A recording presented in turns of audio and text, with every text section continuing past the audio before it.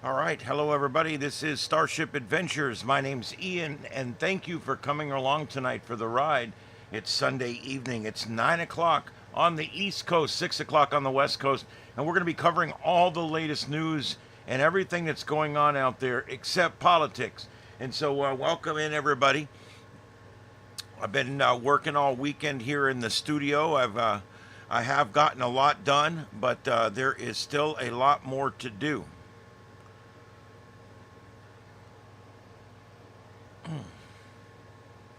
All right, so basically, let's see here. Let's go ahead. I do not have the grid set up yet. I ran myself out of time.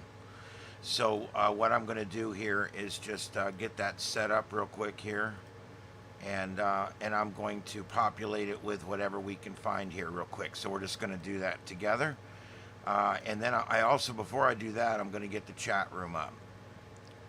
So anyway, here I'll switch it over here. Let's see. No rain in my area. This is day 7 without rain here. Quite unusual for this time of year. That's why everybody's getting all this rain, but I'm not. It's weird how that works. All right, and we're getting a great sunset by some of our storm chasers out there.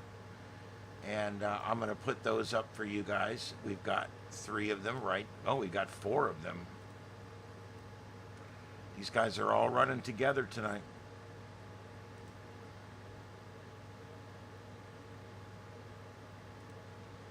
Wow, that's a neat shot when it comes in. Look at that rainbow. Like a little spotlight shining through.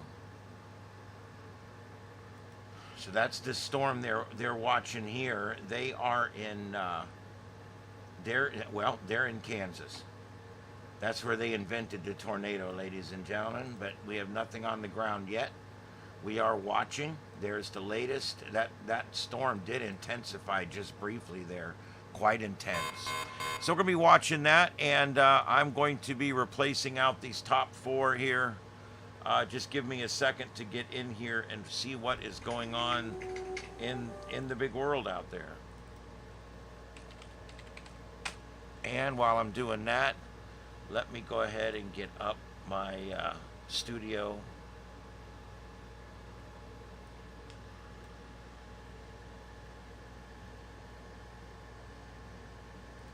I hope that one day there becomes a little bit better process to get all this stuff going here. But I'm working on I'm working on a workflow. Um,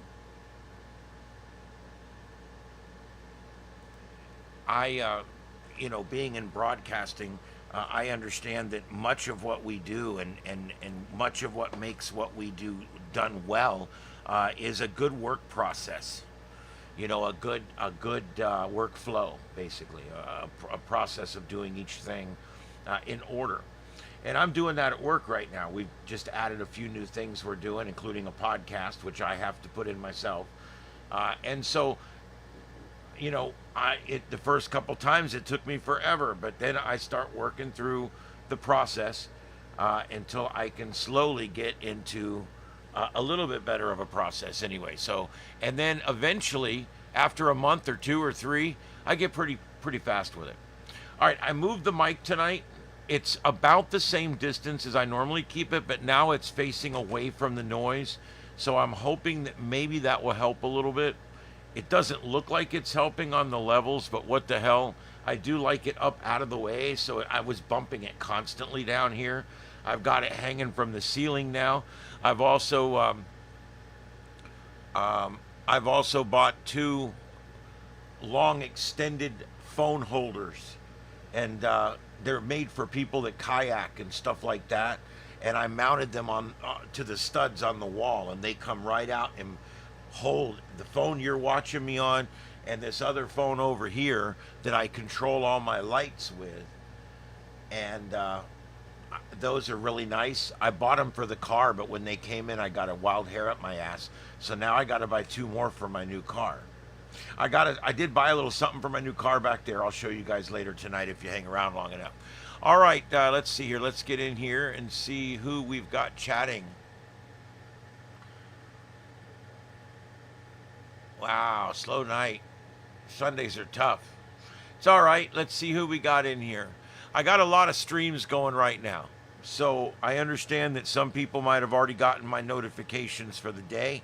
And usually they'll only send out one, maybe two a day if you're lucky. And I've already started 5 or 6 live streams today doing testing and stuff. So I've probably wasted that, unfortunately. And a lot of people don't know we're on. But we'll get them. We'll pop up next time they go looking for something to watch. Hey, Ding. How you doing tonight? Glad you're here. The new program is up and running, and I am so happy with it. Jake is an absolute genius. He's a radio producer that I work with, and he is just really good at what he does. And I asked him about a week ago if he could make me a program, because he was telling me, he goes, man, I'm making programs now and I'm looking for stuff to practice on. I'm like, okay, let's practice. And I came back in there about a week later and I told him exactly what I wanted. I said, I want this scanner queue program. It's like it queues up all the scanner traffic and then plays it back when there's time, allowing you to make sure you don't miss anything, and also making sure there's not a bunch of duplicate audio. And so far, this thing is absolutely amazing. I've got one computer it's flaky on. The other 3 I've got it up on. It's working great. I'm going to show it to you. Just give me a second here. You don't have to go looking for it. I'm going to actually show it to you. I'm pulling it up right now. You know, with everything, there's always 50 clicks away. But anyway, here's what this is what it looks like. This is the one for Chicago here. Let me get the ad out of the way and let me get it centered up here. Hold on just a second. All right, now what it basically does is, like, let's say you want to listen to the scanner in a certain town.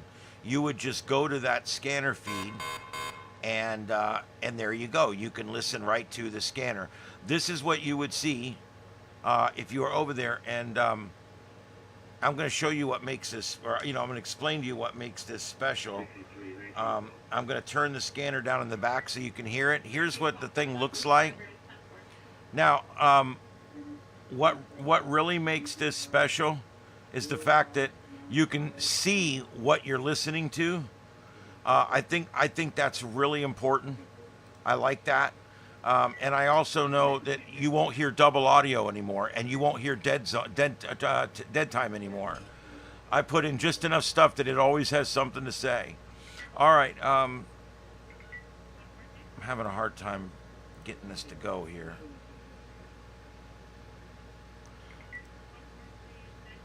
All right, I'm going to switch Firefox over to cable input, and that way you guys can hear the scanner traffic. There you go. This is what it sounds like. Now, what makes this so special is you're hearing the scanner. I'm going to turn it down some. You're hearing the scanner traffic, but what it does, what am I hearing? What it does is it takes each individual transmission on the scanner and it stores it. And then a few seconds later, as soon as the speaker basically becomes available, it will then go ahead and play it for you in its entirety with like a half a second on either end to make sure that we don't miss anything. And when there's nothing to play, it's still catching up because it's a minute or two behind. And then by the time it catches up, more stuff has recorded. So basically, it pretty much never runs out of stuff. So anytime you go there, there's constant traffic, and it's less than 5 minutes old. It's new, and it's coming in. But in this format, it's actually not more than 2 minutes. We're not running more than about 2.5 minutes at the most delay. But what's great about it is you don't miss anything. You know when a scanner is scanning, okay, and it stops over here, and this guy's running a tag, yeah, Delta Bravo Echo 395 Delta Bravo. The whole time he's talking, over here there's a pursuit going on. And you're missing that shit because this guy's running a tag over here, okay?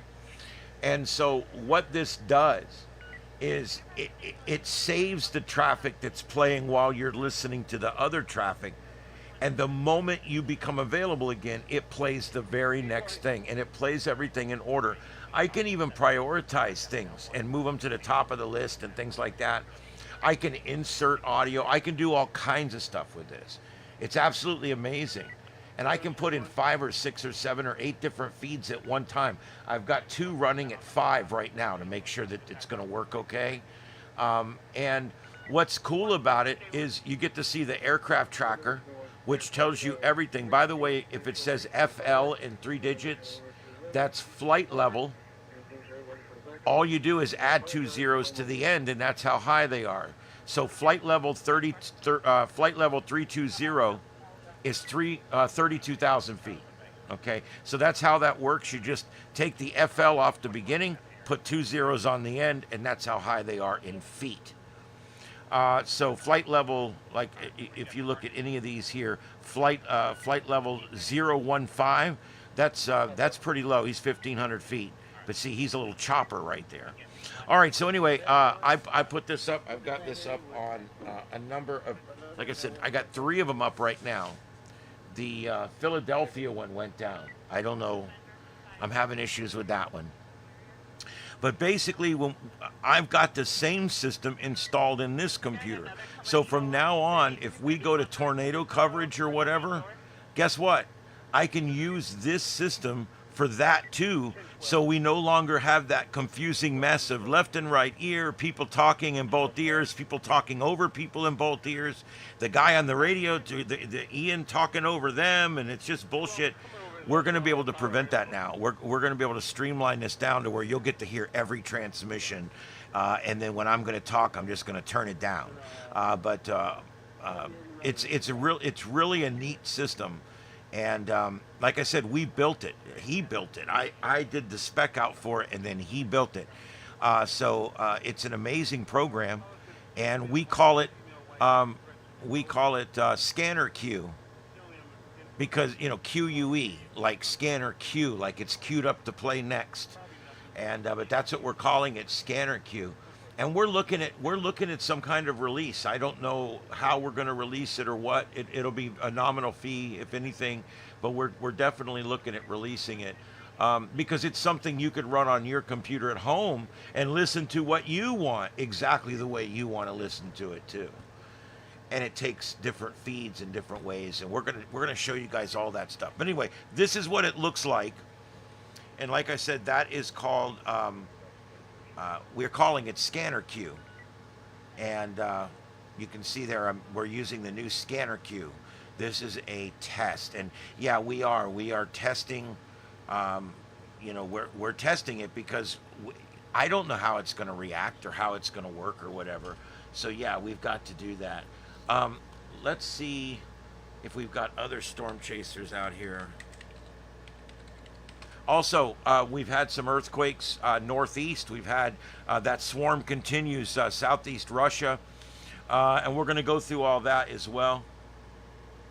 I'm looking to see, it looks like, yeah, let's do this one here. All right, like I said, I normally set up the grid before the show. I did not have a chance to do it because I worked myself out of time. And so we're just going to go ahead and fill the grid up here while we're on the air.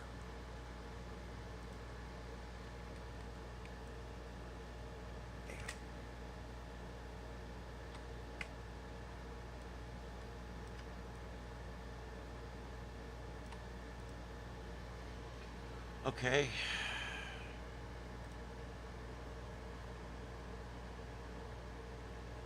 I think I got that one. Yep, we've got him already. Vince Welty. No, we don't have him.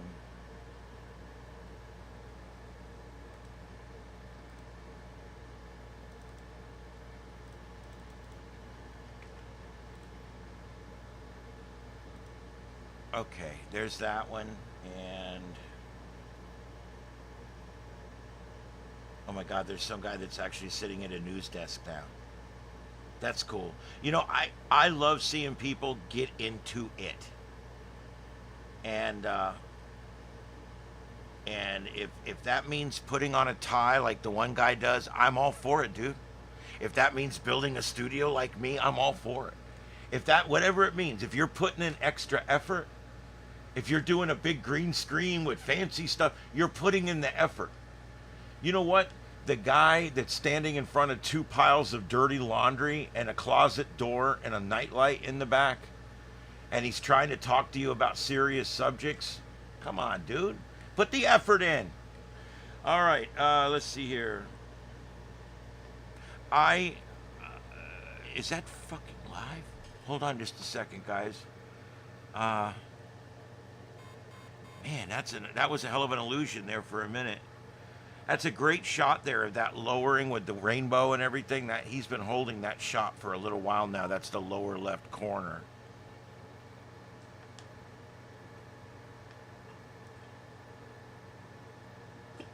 I got one of those new Galaxy S20 phones, and I'm very happy with it, except it doesn't have a headphone jack, which I knew about. Because the first thing everybody says is, well, it says right on it, you should have read the damn... No, I read it. I understood there was no headphone jack. That still doesn't mean I'm happy about it, right? And does that mean I'm happy about it? No, I'm not freaking happy about it. I mean, it's almost like, remember Windows 8, they forgot the start button? That was the biggest disaster that Windows has ever had. You can't forget important shit like that. Now, I know what they're trying to do. They're trying to make it more watertight and this and that. But it still has 3 holes in the bottom of it. It's not watertight. Christ. I think it's ridiculous. But it was not worth staying with an older phone when I got a really good deal on this one. It's a recondition for $179. And it's unlocked. I can take it to any carrier. I own it outright. No, I'm not wasting money on insurance. All right.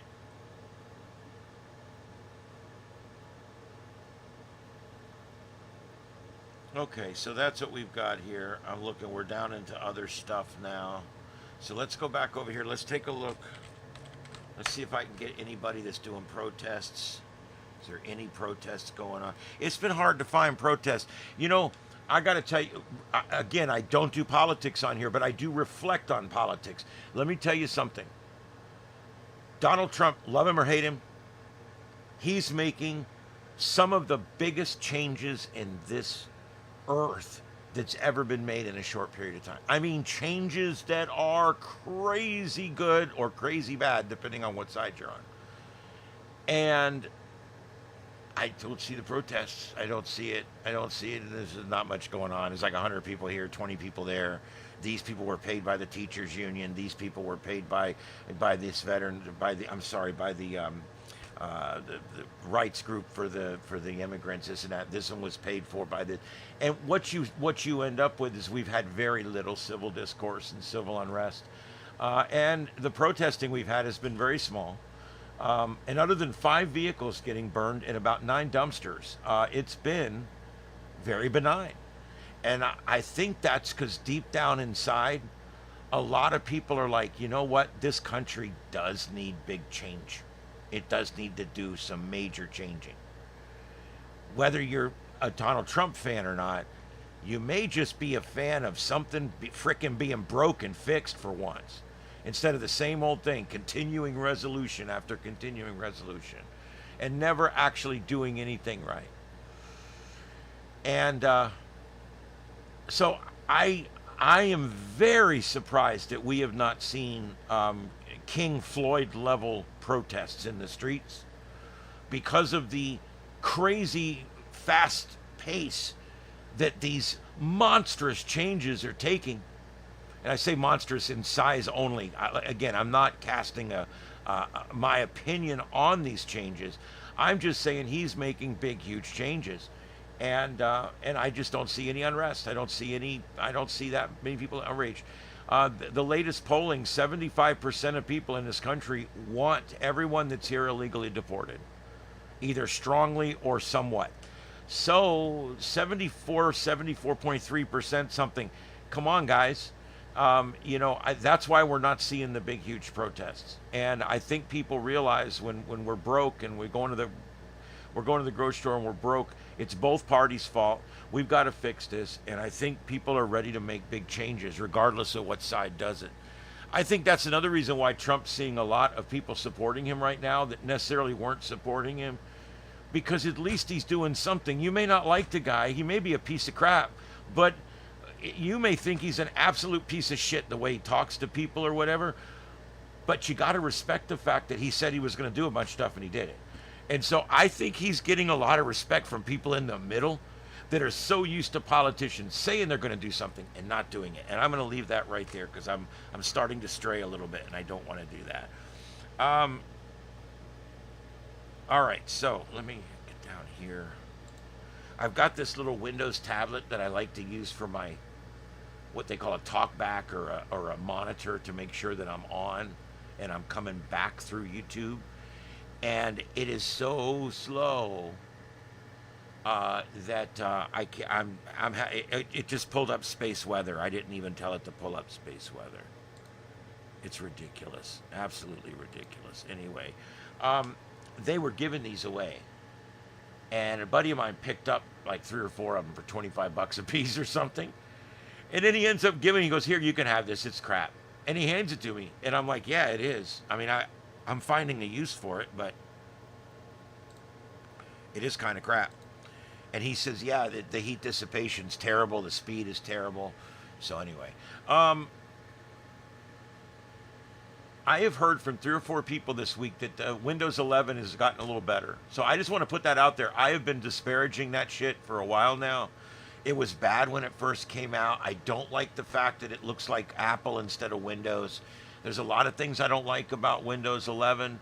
But I will tell you, all the latest reports from my geek friends that have finally bucked up and done it, they're saying not bad. So I'm just putting that out there. I like to be honest. And even when I'm strongly opposed to something, I'm still going to come and bring you the other side. I'm starting to get a lot of positive feedback about Windows 11. I'm going to put that there. We'll readdress it down the road. I'm very happy with my Windows 10 machines, but we'll see how that goes. All right, look at the sunset we got going on right now. Crazy sunset. Stormy weather makes the best sunsets. Absolutely, stormy weather makes the best sunsets. There's no way around it. And that's what we're seeing here. It puts the rays in there. The clouds get all colored. As the sun reaches the horizon, it will then reflect that beautiful color up on the bottoms of the clouds. And this could be beautiful coming up. Looking at what they're looking at, I'm going to go ahead. I've got other storm chasers here, but I think, I've got him on the top up there, top middle. Who else do we have here? Hiding back here. And we've got him up there too. So there we go, guys. We've got all 5 of our storm chasers there. And let's go through them. We got Tornado Pagey, and there's their information right there on the screen. And we also have Vents, projectweatheri.com. And we also have, in Walsh, Colorado, Freddie McKinney. There, look at the rainbow shot he's getting for us right there. Turn it around, buddy. The hell of a rainbow shot. And then as soon as I take it, I get a picture of his dental work. All right, and then let's see, who else do we have here? We have in Walsh, we also have Connor Croft. Connor's out there almost every day of the week. That looks like dust. That is very suspicious. Okay, a tornado sometimes is invisible, but you can see the dust that it's kicking up. I'm telling you that is concerning. That is could be some dust being moved on the ground, and that's why we're seeing that. Or it could just be shit on his windshield. Now that I'm looking at it, you know what? I think it's shit on his windshield. Yeah, let's call it that. All right. So the official scientific term for that is false positive shit on a windshield. So there you go. All right. Hey, Aquarius, what's up, man? Junior, how you guys doing tonight? And Ding and Brandon, glad you guys all made it back. And yeah, we're doing the thing here. We've got a bunch of storm chasers up out there in Kansas right now. We are in Kansas, and this is a 2 out of 5 area. It's not real high on the warning list.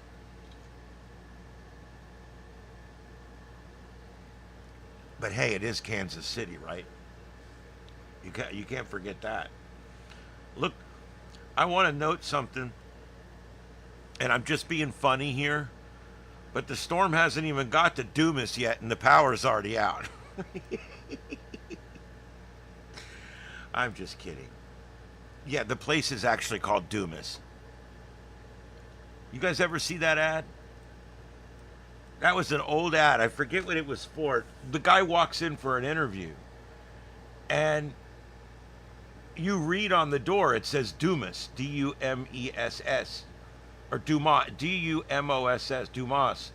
And he walks in, he shakes his hand, he goes, "Hi, Mr. Dumbass. I'm here for that job, Mr. Dumbass. I'm so glad that you're going to hire me. I'm going to be the best employee you've ever had, dumbass. I'm going to do it." And he sits down, and the guy goes, "It's pronounced Dumas."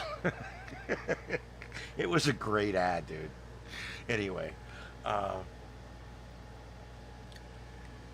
yeah, I don't have any confirmed tornado reports, but I'm sure you're right. I can't dispute it here.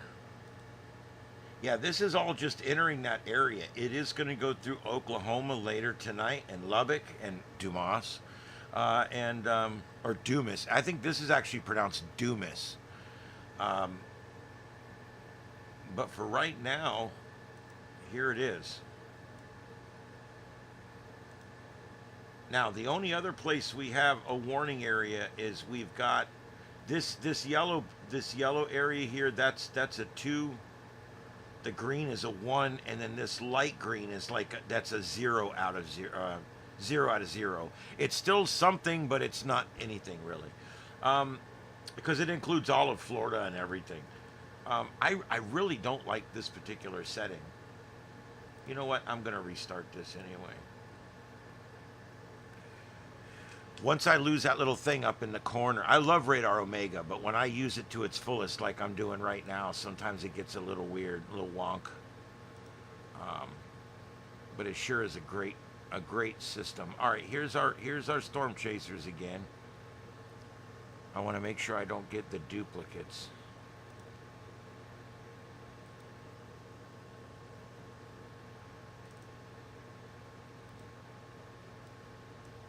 There we go. I'll get them plugged back in here. I think we had several of them disappeared when I reset. I think they may be calling it a night because I don't know, maybe not. That's weird. I had 6 storm chasers. Now I have 3, unless they're underneath each other. But I don't see that unless they're given the exact same coordinates. We did have 2 guys riding in the same car one night, and that got a... Oh, here, see, there they are. There they are. Get out, you guys. All right, I couldn't find you guys. Okay, so there we go, and they're on the back side of this thing. It's leaving them in the dust. All right, so there you go. That's what's going on there, and I'm looking for protest or any of that kind of stuff, and I'm just not seeing it. But I'm going to go down through here again. Let's see who's spoofing today.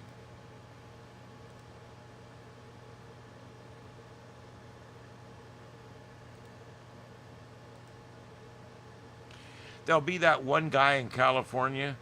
Every day he gets on his bike and he says, "On the way to protest downtown." And he gets downtown and he rides around. He doesn't find any protests. And then he rides all the way back to his house and then shuts the stream off. And I think it's literally just a gimmick to get clicks. I put him up a few times and I'm like, this is a nothing burger. This guy literally He's driving around looking for a protest, basically.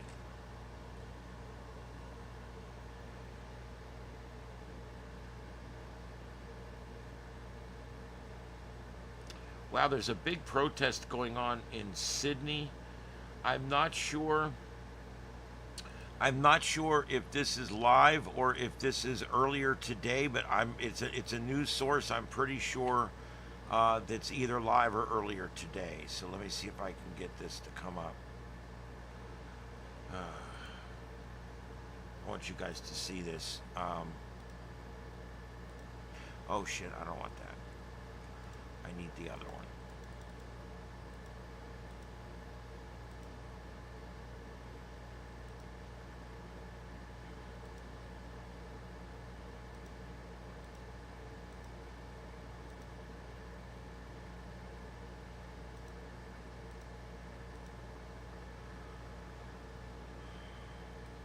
There we go. I knew I had a spare one somewhere. There we go. Turn that on. Load it up. Okay, right over my picture here, it's a little hard to see because of the atmospherics. The chopper's pretty far away. But this is in Sydney, Australia tonight, where there is pro-Palestinian marches going on. And you can see there the police on horseback pushing back through a toll plaza there. So we'll hold with this for a little while. This is either live or earlier today. I'm not sure which. They say it's live, but that doesn't mean shit.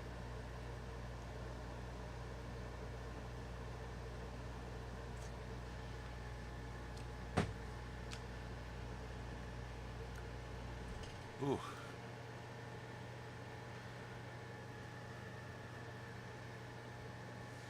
Hey, RuPaul. How you doing tonight?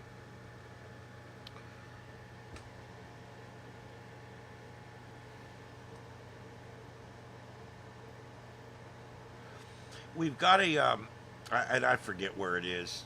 Excuse me. Oh, here's this guy. He's just like walking to the protest.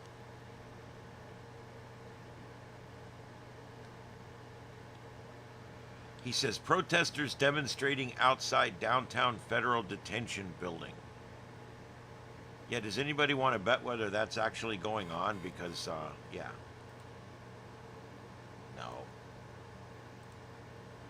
He is live. Well, let me see where I can put him. Hold on.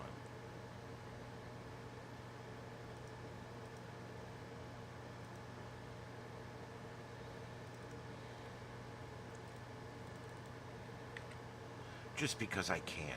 Mostly.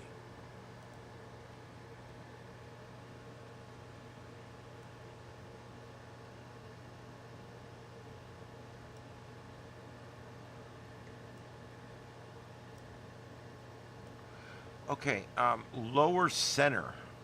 Lower center, I'm going to put this guy. He says he's at a protest at the downtown federal detention building. He doesn't say what town. Good going, guy. Good going, for Christ's sake. What town are you in, dude? Oh, no, all he cares about is giving all the different ways you can donate money. Whatever. He doesn't even say what town he's in. That's why I don't know how much of this shit's even anything. But I got it. I put it. I'm gonna put it right here in the lower right corner of the radar, so you guys can watch too and see what you think. He says he's live. It looks like it's too dark there to be L.A. and it's too light to be New York. That's more like Central Time Zone somewhere. I don't know though if it's live. That's why I don't know if it's live. He's got 225 people watching this upright crap. People that shoot things upright are just too lazy to hold the phone the right way. You know, you can buy you a handle and the phone goes in it and it's really convenient. You hold it like a little pistol. like those cop watcher guys say. They hold those things like that, and the cop goes, "It looks like a gun." He goes, "Yeah." He goes, "The only thing this kills is careers." I always thought that was hilarious comeback. Oh Lord, terrible. Oh, what else is going on? I told you guys I'm buying the car probably next week. I've got the money put away. I got plenty of cash to go buy a decent car. I'm not buying anything real expensive, and I'm not making payments. So it's something I can go drive into a storm. Um,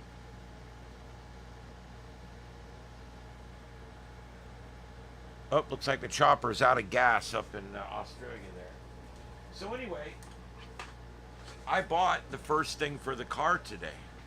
Check this out. I wasn't going to buy this till I got the car, but I saw this on sale, $62, dude. Do you believe that? $62.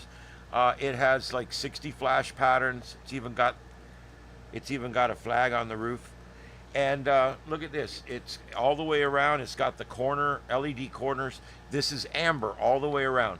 Now, my state's gotten to the point where they let you put green or white or any. I don't want any of that. All I want is people not to hit my shit. Okay, I don't want any misunderstanding that I'm a cop or work for NOAA or any of this bullshit. So I decided, instead of buying all the fancy colors, I bought a yellow one. It's amber all the way around. I think that's the best way to stay out of trouble. And then look at this. It comes with a control panel. It even shows you what all the little lights are doing on it. It has all that. And what's neat about, I mount this on my dashboard with Velcro or whatever, right? And then this goes on my roof when I go storm chasing. It's magnets. So what's great about magnets, it's already picked up something. What's great about magnets, they're like little suction cup magnets. This thing sticks to my roof, and I go and storm chase. And then when I'm done doing whatever I'm doing, I just pop it off the roof and stick it back in the back seat, and it's ready to go. I like that. It gives me the versatility. I don't want to leave it on the roof all the time. It'll end up getting all cracked and messed up and bugs all over it and shit. It's just something I can put on there when I'm going to go storm chasing. But yeah, I'm really happy with that. I like it. It works good. No, I've seen nothing new on the Big Rock. I'm gonna double check space weather here in just a minute, but no, I haven't heard anything on that.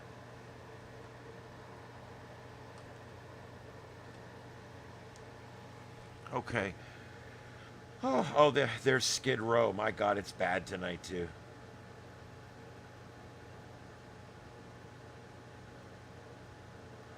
Wow. Okay. Yeah, I don't need to put that on. Anyway, let's see here. That's a hell of a lowering, top center. See, that guy's not at a protest. I know where he's at. That looks like L.A. But look how clear it is there. And sunset is not for another 2 hours. The sun is on a pretty good angle, but I guess that's about right. I guess that would be live. There's a bicycle gang going by. It was a bicycle gang. Oh Lord, it's California, you know. It's even the motorcycle clubs decided they were putting out too much exhaust. Um,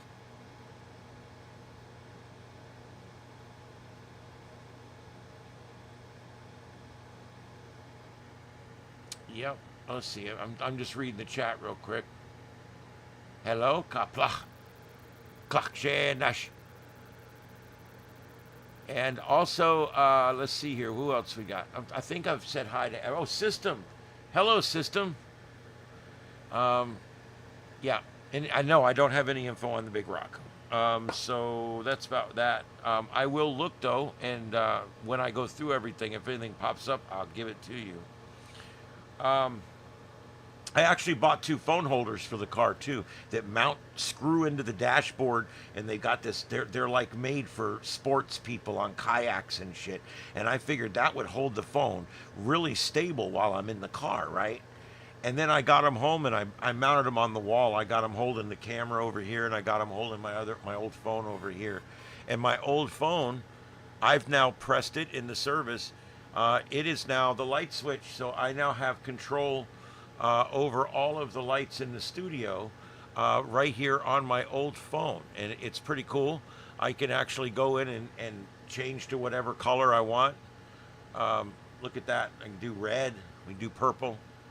I think it's pretty cool. I do even the lights out in my yard, believe it or not. Even see, this is my big umbrella light up here, but even the purple lights out in my yard, I've got 4 or 5 different lights in my yard now, including my front porch light. That's all those 100-watt smart bulbs, which is the same thing I put in this umbrella light. And I like it because I can program it to do schedules and everything.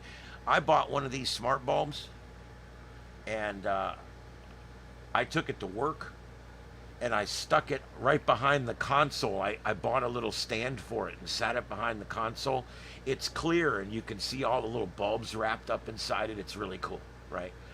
And it sits there, and I actually used the program to schedule in all the different things I have to remember at work. So when it's time for weather, the blue light comes on. When it's time for the money report, the green light comes on. When it's time for Fox News, the purple light comes on.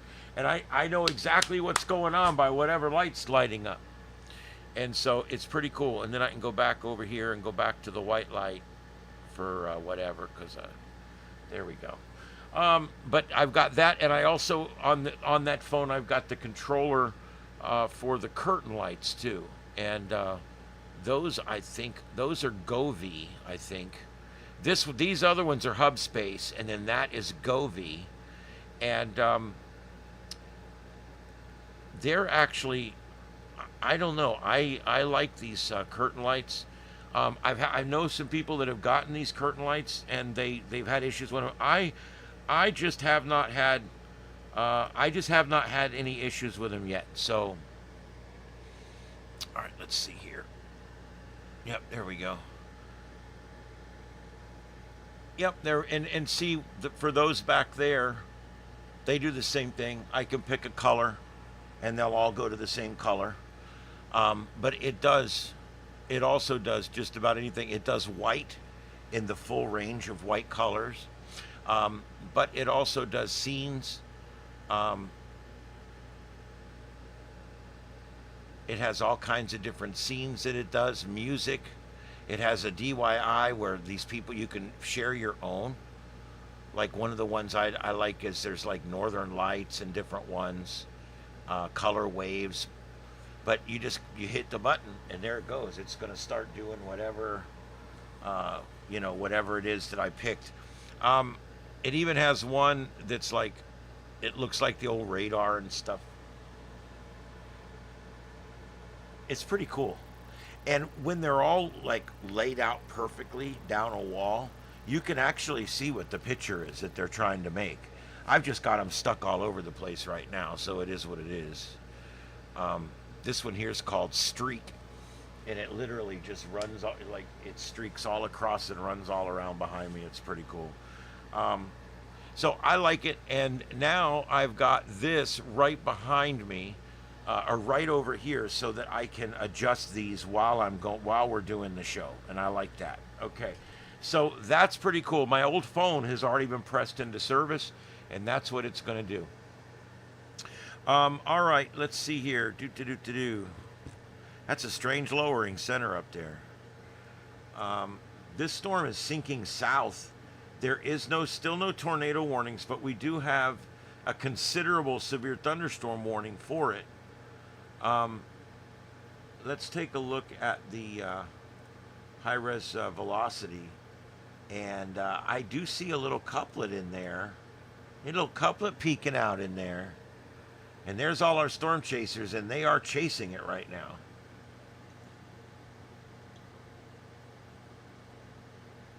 They let it get out in front of them. All right, so the shot right above me, that's Sydney, Australia, from a little bit from earlier. I'm pretty sure it's earlier. And there was a big protest going on there, and that's a pro-Palestinian protest. And I'm sure the associated counter-protests as well. Across the top up there and down the side, we've got storm chasers all up in Kansas, trying to chase this storm here, and they're literally chasing it at this point. It has gotten out ahead of them. And if this was a horse race, they would all be looking at 2nd to 5th place finishes, or 2nd to 6th, I should say, place finishes, because they're not going to win. It's going to be hard to get back in front of that thing. It isn't moving at record speeds, probably about 30 or so miles an hour. That thing always underestimates a little bit. So, you know, Elkhart, boy, I'll tell you what, Elkhart proper, you know, I only know Elkhart because Elkhart and Akron were the two brands we used to use at the fire station for nozzles. Both companies make great nozzles, and they both started in the two respective cities that they're named after, but it wasn't the Elkhart that's in Kansas. It was another one up north. Anyway, let's see here.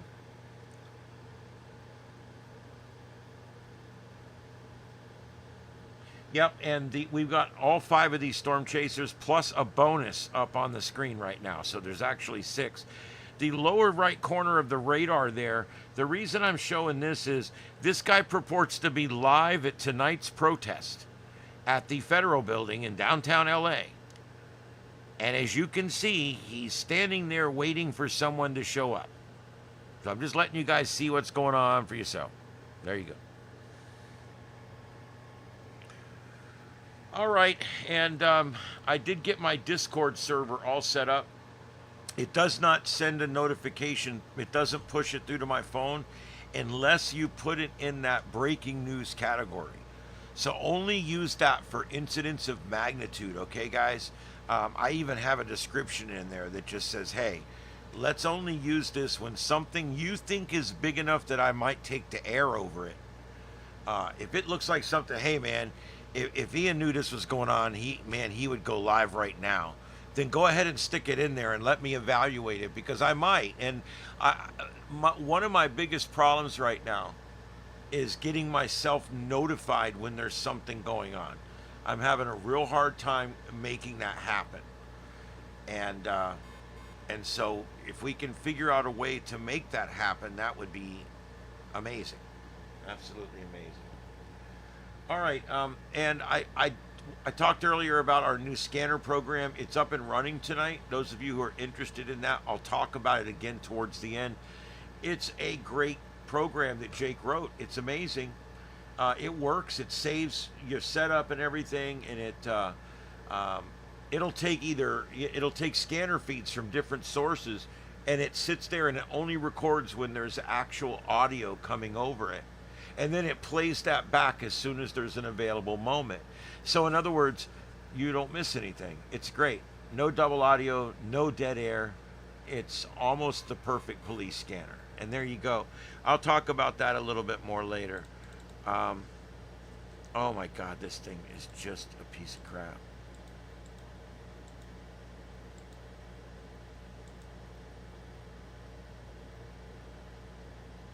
This little mini computer thing is just garbage, dude.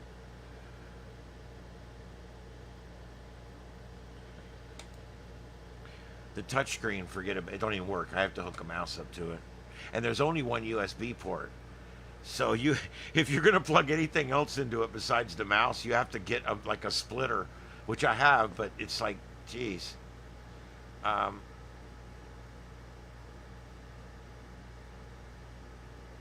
Yes, I stream at 9 p.m. Eastern. It's 9:50 now, so whatever hour we're in there where you're at, I assume you're in Zulu time there, so it would be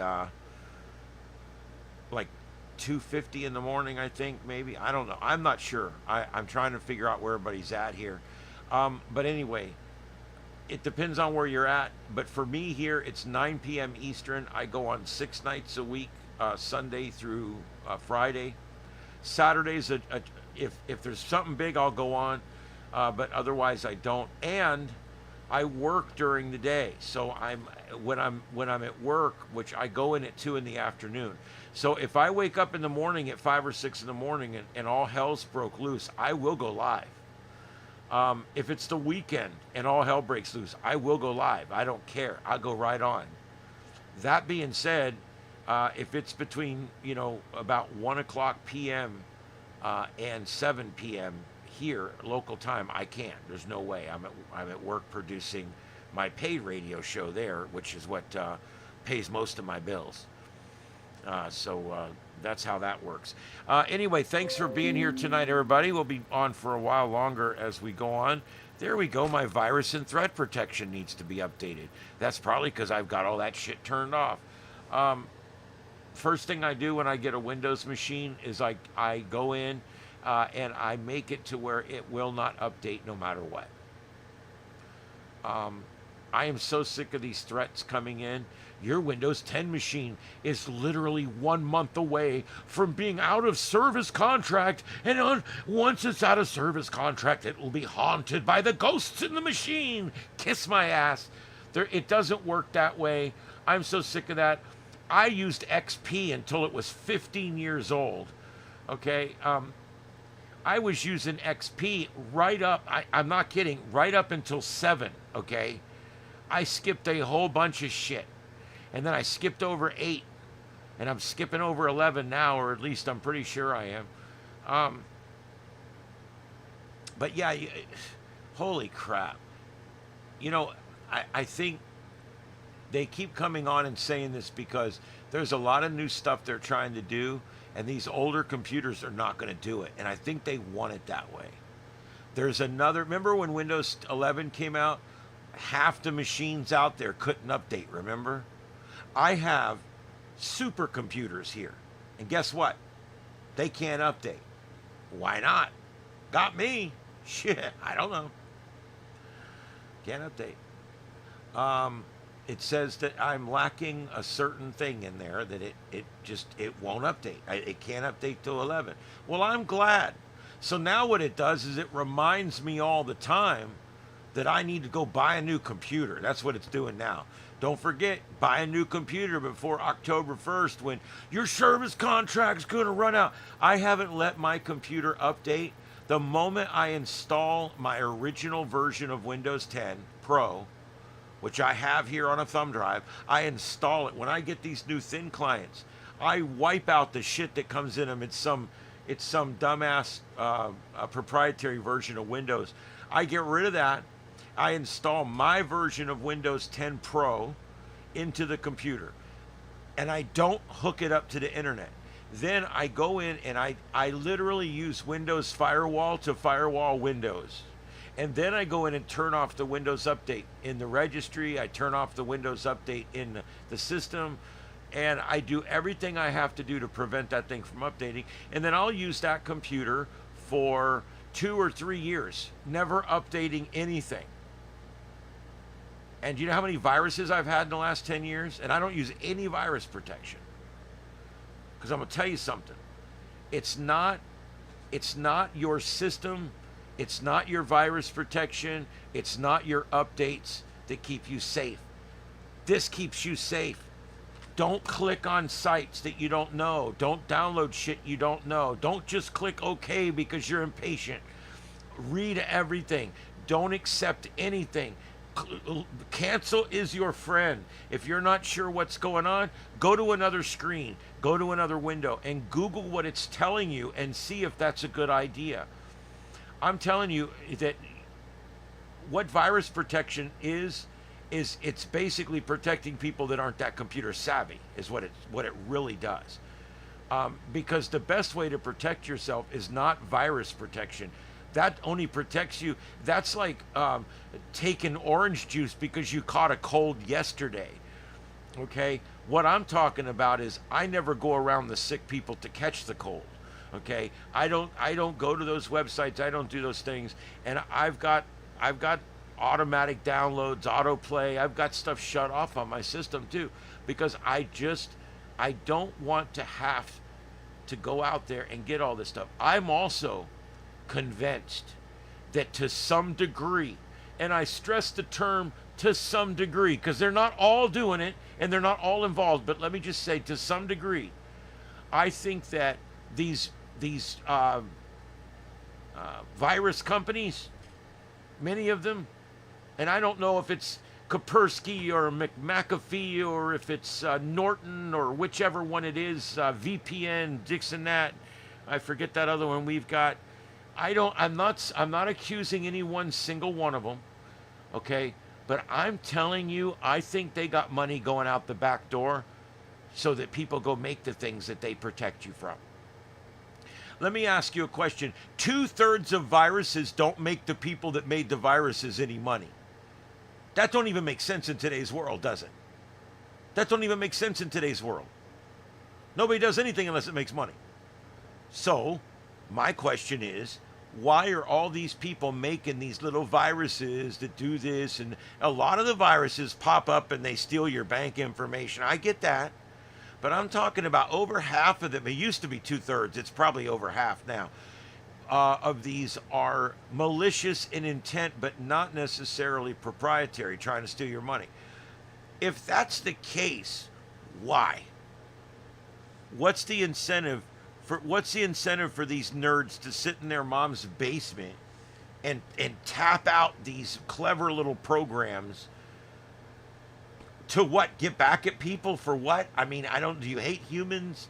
It doesn't make sense to me. You know, I always say follow the money, follow the logic. And sometimes, you know, if you do those two things, is it logical that thousands of people would sit around and make these little stupid viruses that just annoy you and make your computer where it don't work and make your shit slow down and make you want to go buy antivirus protection? Or, I mean, does that make sense? That doesn't pass the logic test. It also doesn't pass the money test. If it doesn't pass those two tests, it's wrong. Then I'm telling you, these Nortons and all these, and I'm using the names generically, I'm not accusing any specific company, but these companies, I know some of them, if not all of them, have money going in the front door and out the back door because they have to keep you under threat all the time in order to get you to buy their stuff. And I know that's what it is, dude. I know it. I'm sure of it. I can't find any protests, Carl. The lower one there in the radar, that little upright one in the radar, he is at the federal building there. He says he's at the protest. I believe it's a protest of one right now. I don't know if he has a sign or not. But that's what we've got. He's there, and he's there for the. I know you recognize that building from a month ago. That's where the National Guard was all set up and everything right there. That's the back, the one side of the federal building. Anyway, the point is I'm not going to ever give my money to a company because I'm afraid that somebody in Mumbai is going to worm his ass into my computer somehow and mess me all up. I don't go to places and I don't do things where I'm going to get in trouble. And I've had very good luck, I guess, or maybe I just know what I'm doing, but I don't know. Which one would you get? Norton, McAfee, Kaspersky, which one would you get? I don't trust any of them. I don't trust any of them because they protect me against something that doesn't pass the logic and money test. Yeah, NASA's laying off. That's fine. They can all go work for Elon Musk. The money's better, and also they'll actually be back to making spaceships again. NASA, I got to tell you something. I love NASA. I have NASA shirts I wear. I love NASA. Don't get me wrong. All right. I mean, it's the beginning of Starfleet, for Christ's sake. But let's get right down to brass tacks, okay? NASA's been ineffective for about 25 years now. Even during the later parts of the shuttle program, NASA's been fairly ineffective. They've gotten to the point where it was costing $5 billion or something just to put the shuttle together and get it ready on the launch pad. I mean, the cost of this stuff was going astronomical. And what needed to happen is what did happen. The private sector took it over. And what the private sector does, which is something the government doesn't do. See, the government never sets goals. The government never has a goalpost down at the end of the field. They're like, let's get to that goalpost. They don't do that. They just do whatever they do, and whatever you give them money for, they'll spend it, and that's kind of how it goes. When you let the private sector take over something like Elon Musk or whoever, again, politics aside, please, when you have Elon Musk or one of these other folks, whether it be Blue Origin or whatever, there's other ones out there doing this too. There's other countries that have corporations that are starting to get into space too. And so as these companies are doing this, what we're realizing is they can do it better and more efficiently than NASA ever could. Because NASA has one thing that these other companies don't have. They're government, and government never makes the right decision. They never make anything better. They never seem to fix anything. Every war we've ever got in is still going on. Even the Korean conflict is still under a ceasefire, for Christ's sake. We're under a continuing financial resolution, or at least we were. It's like nothing ever gets fixed with our government because they don't have to fix nothing. So they just meander on, shooting up space shuttles until they crash, and then they quit shooting them for 2 years, and then they go back to shooting them again. It's a big deal. And trust me, those were heartbreaking. I was the #1 fan of our shuttle program, trust me. And it just fizzled out. And they ask him, so what's next? Well, the private sector's next. So I don't see those layoffs at NASA as necessarily as bad a thing as you probably do. First of all, these people are smart. They're rocket scientists. They're going to get hired. There is 10 companies out there right now hiring any rocket scientist that's available. They're looking. There is companies. I mean, but everything you can imagine going on right now, and it needs to get to space, and it needs to get their stat. And so, with that being said, those people are going to have better jobs when it's all said and done. You know, one of God's greatest gifts is unanswered prayers. And so many times in my life, I thought the worst thing that could ever happen to me happened to me. And you realize 5 years later, God, you know, had that bad night not happened, had that injury not happened, had those things not happened to me, had I not gotten fired, or not in my case, but in some people's case, got arrested or whatever, what would have been the outcome had that not happened? And a lot of times, what you find is that things actually go the way they're supposed to go. You know what I'm saying? I really believe that a lot of times karma, the other side, destiny, the universe, the energy, whatever you want to call it, God, E.T., grace, whatever it is, I think sometimes things work out just the way they're supposed to work out. My host was a congressman. He was a congressman. He'll tell you this story right on the air. He's way past embarrassment at this point. He was a congressman. He was up there. He was doing pretty good, young congressman.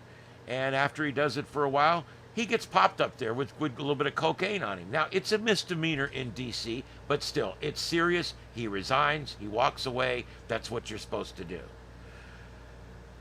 He comes back down here. He goes into rehab. Everything's good. It was, he goes through it. I'm a personal friend of his. I can honestly say he is a much better man today because of it. His wife and him have a stronger bond today than they've ever had. He tells us this. This is true. This is heart. And he has twin daughters and a son that love him to death, and that they're his life. He puts them on the bus. He gets them back off every single day. He loves these kids. He takes them out every weekend. He does stuff. And he looked at me and he said, had that night not happened, I wouldn't have my kids. And he says, screw Congress. I'd much rather have my kids and my wife and my life. He said, I was on a destructive path. He said, that night turned my life around. It saved me. That life gave me what I have today. It didn't take anything from me. except my pride. It beat me down where I needed to be so that I could readdress life a different way. And when I came back, everybody's like, you got to run again. Because after it happened to him, all of a sudden forgiveness was in Washington. You know how it is. And they're like, you need to run again. You need to run. And he's like, no, nope, I'm done. This was God's gift to me. That was that night, that bust was God's gift to me. And it was the last thing I ever wanted to happen, and it actually set me up for the life I have today. He goes, look, we have the #1 talk radio show. He runs a consulting business, does great. His wife is an anchor at the other TV station. And he's got 3 wonderful kids. He owns his house. He loves his life. And none of it would have been that way had he stayed in Congress. God knows what would have happened. And so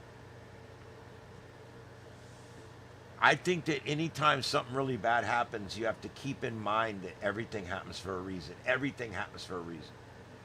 And that maybe, just maybe, this was that one time where you're going to look back in 5 years and go, you know, thank God that happened to me. Thank God I had that really bad night. You know. And that's it. That's all I wanted to say. I think it's so important that we look back at those things that we prayed for at the foot of our bed. I mean, the proverbial whole hands, you know, God, please make this mine. And it brings me back to the Garth Brooks song. I'm going to tell you something. I was never a big country fan, but I used to do, when I was at the fire department, there was 2 or 3 of us that were big hams. Not ham radio, that was later. But I used to come out dressed completely as Garth Brooks with the black hat, the boots, and I had a guitar with no strings. And that was always one of the songs I'd sing was Unanswered Prayers. And I love that song because that song has kind of become an anthem for me. Because I've prayed for a lot of things in my life. And I don't know how it would have turned out if I'd have got some of those things. I don't know if I would have liked my life at all. You know? And so, you know, when when life's tough and things are hard, that's the song I think of. And then, of course, there's The Dance, which is one of my favorite songs ever. Garth Brooks' The Dance. I had a cat that died in my arms at home, and I had to bring that cat over to my homestead to bury it from one town to another. And I had her in my lap, and when I get in the car, I was so messed up. I shouldn't have drove. I mean, I'd had this cat for 17 years, almost 17 years. And she'd gotten sick, and I knew she was going to die, and I was going to take her the next day anyway. It was one of those kind of things. And she died in my arms like 2 o'clock in the morning, and I go out and I get in the car, and I've got her wrapped in a towel, and it's open at the top, and I'm petting her, you know, and I turn the car on, and that song comes on. And Jesus, it wrecked me. It wrecked me. But it's true. Listen to the song. You know, you could give up all this pain. The only reason you feel pain is because you love something. And so that song says to me that when you hurt, it's proof that you loved. Whether it be for a cat or a person or a lifestyle or a car, I don't care what it is. If you hurt when it's gone, then you love it. And you'll never have to feel that hurt again. But you have to give up the love. It's not worth it. Not worth it, not worth it. Sorry, guys, I don't mean to get emotional, but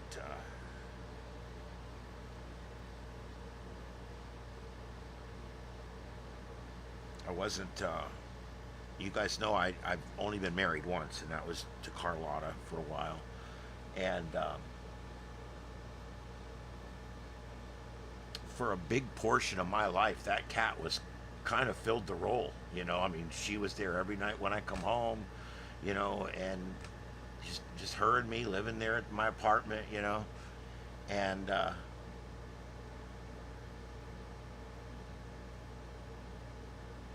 one day it happens.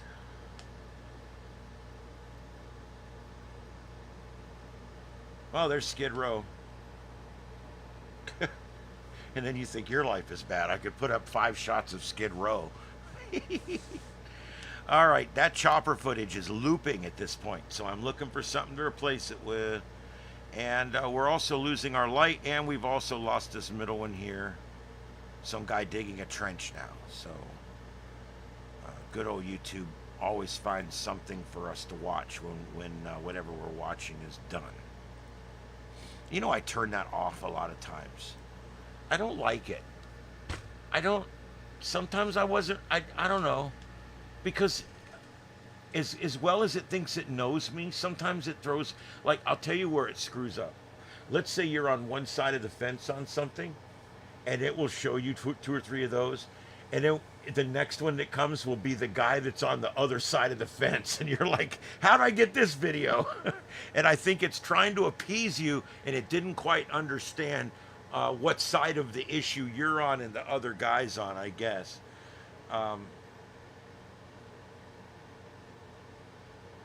Yeah, there's nothing. I don't see any protests.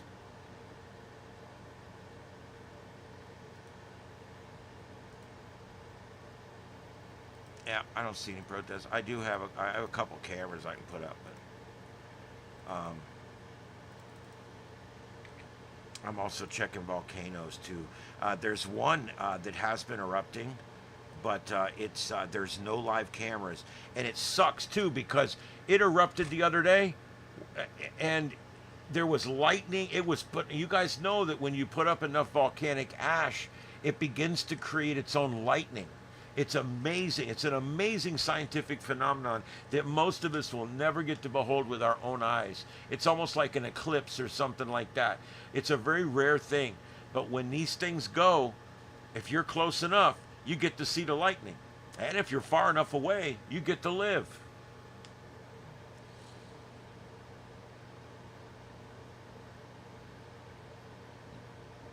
That's why it's so difficult to see. Oh, man.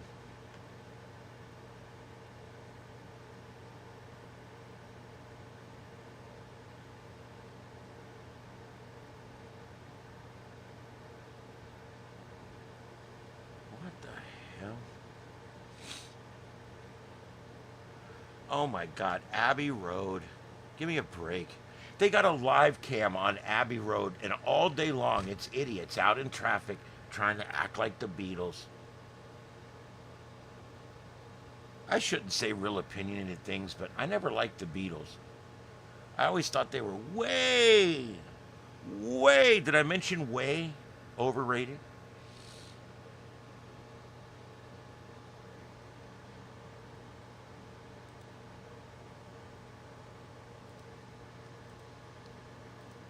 Do I dislike them as people? No. Do I think they were great entertainers? Yes. Did they make more money than they deserved? Probably so. There you go. Right above me, there's Skid Row right there. And anytime you think your life's bad, there you go. And remember something. Homelessness.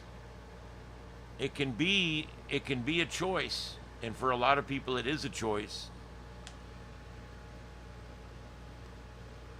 There is facilities everywhere. Our homeless shelter here has got beds every night. The only time it doesn't have beds is that one night a year where it gets almost down to freezing. We see ice on the windshield about once a year. And that night, or a real windy, cold night, sometimes it gets down to like 38 and it's windy as shit. That's the only night. They'll open up the bingo halls and everybody, oh my God, we're all freezing to death. But under a normal night, none of them want to live in these places because they all got rules. The reason people are homeless is not because they don't have a home. That's just a result of the lifestyle. They're homeless people because they chose not to take responsibility. And am I saying it's right or wrong? No. If you don't want any responsibility, don't take any. Fine. You're going to live in that tent right there. But they'll stop, the Christians stop and feed you twice a day. It's not that bad. And the cops roust you out twice a week, run your name. If you keep ID, it's a lot easier. So, you know, when we start talking about save the homeless, most of the homeless are doing what they do, dude. This is what they do. They don't want an alarm clock. They don't want a job. Many of them, it's the way they like to live. It's a lifestyle. For the other half of them, it's a mental illness is what we're dealing with. And this is the way that the life that they have fallen into because of the mental illness. It's one of those two things. But the truth is, most people don't necessarily need to be out on the street at night. Most people can walk into any homeless shelter, walk into any soup kitchen, walk in any, and they'll get help. The help's there. They don't want the help because the help has strings attached. It has alarm clocks attached. It has rules attached. Can't smoke, can't drink, can't smoke marijuana, can't do drugs. And so, because of all these rules, they've decided they don't want all these rules. If I live in the woods, I don't have any rules. I can do whatever I want. As long as I don't victimize somebody, I can pretty much do whatever I want living in the woods. And so it's a lifestyle of people who don't want responsibility, who don't want any form of anything where they have to do anything. That's what these people want. They don't want that responsibility. What's some of the commonalities? They've lost contact with family. Why? Because family's commitment and responsibility. They've lost contact with lifelong friends and friends from school. Why? Because that's a commitment. They don't want it. They don't have friends. They don't have family. They don't have a house. You know, I'm going to tell you something. A long time ago, a very old man told me this. He goes, take your keys out of your pocket. I was like 16, 17 years old. I was learning how to drive. He says, take your keys. And I took my keys out of my pocket. He says, hold them in your hand. He goes, look at every one of those keys. He goes, every one of those keys is a responsibility that you took on and you put it on your ring. When you put a key on your ring, you agree to the responsibility of that key, whether it be a storage room or a car or a truck or a house or a friend's house or whatever. A workplace, opening, closing at work. When you get a key, that key represents a responsibility. And he said, and homeless people don't want keys. What's the one thing they don't have? Keys. Because they have no car, they have no house, they have no friends, they have no friends with houses, they have nothing that's locked up, nothing that's secure, nothing that they own. And so, that's how they want to live. They don't want keys. They don't want responsibilities. So, I'm hoping that I'm trying to put homelessness in a little different perspective for everybody. I'm someone that was a cop, was a fireman, used to deal with them all the time, used to take them to the hospital when they were sick. I used to go out and wrestle them up, move them down the street when people would complain. And I dealt with them. We used to go into the camps and run all the names. And back then we weren't just dicks to everybody like they are now.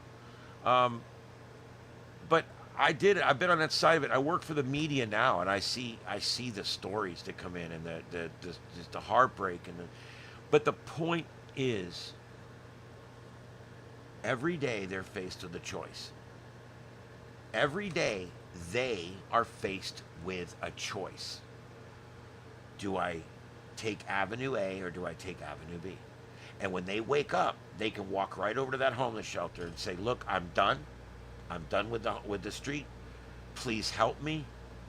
And by the end of the day, they'll have you in a group home right away. They'll get you in somewhere, but you have to sign a thing. You're going to follow the rules. Once you're in there, you'll work your way up to where finally you and a roommate are living in a Section 8 somewhere. You know, and they'll help you get your under your feet. They got people looking for laborers right now. They'll come and pick you up in the morning, and they drop you back off at the flat where you're living. It's a wonderful thing. They do this for these people. It's there, but they have to follow the rules. They have to show up on time. They can't do drugs. They can't, and that's why they're homeless. They don't want to follow the rules. And so basically, homeless people are the members of our society that have elected to not play the game, basically. They're not going to play the game. They're not going to mow their grass. They're not going to have a house. They're not going to have a car. They're not going to do a job. They're not going to pay their taxes. They're not going to do anything. They're not going to do anything. They're basically anarchists that don't actually go out and hurt people. They're just basically just living that way. And so when I think of homeless people, the first thing I think of is, are we talking about a drug addict that has mental problems? Are we talking about someone who chooses to live like that? Or are we talking about those rare few that actually decide to make a difference and change their life? And that's how I look at homelessness. Okay, Yoko sank the Beatles ship. Yeah, boy, there was a lot of there was like nobody loved that chick, I'll tell you. What I don't understand, I don't think I ever understood why they were so immensely popular, other than it was a pop culture thing. You know, a lot of times with oh, I'm sorry, I didn't hit the button. A lot of times with when I said the tent right there, I meant that tent, but I hadn't hit the button yet, so you didn't see it. Anyway, the point is I never thought the Beatles I never thought they were that talented. You remember the Monkees? Remember the Monkees? They were I hated them too. They were the American TV equivalent. It was basically a Beatles spoof band, remember? But they actually released albums, right? They sucked too. But the truth is, the Monkees were probably better than the Beatles, but the Beatles did it first. And it was just that, yeah, horse shit music. I'm just not much on it. I don't like it. Wow, I've run almost everybody off in here tonight. My numbers are so bad, I don't know if I should turn the lights off and go home. I've got to do something else to get the numbers back up.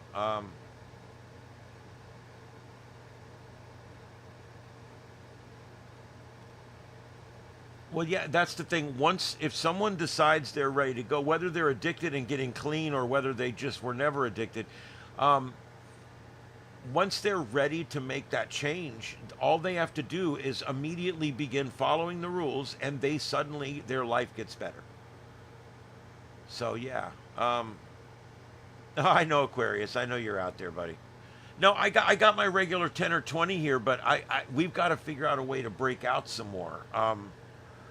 I mean, I know in a few nights I'll come on and there'll be some big thing going on and we'll get 1,000 people in here, but it just sucks that on a regular night we can't bring that in like that.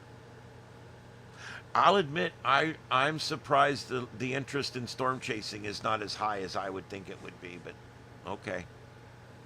That is what it is. I can't help that.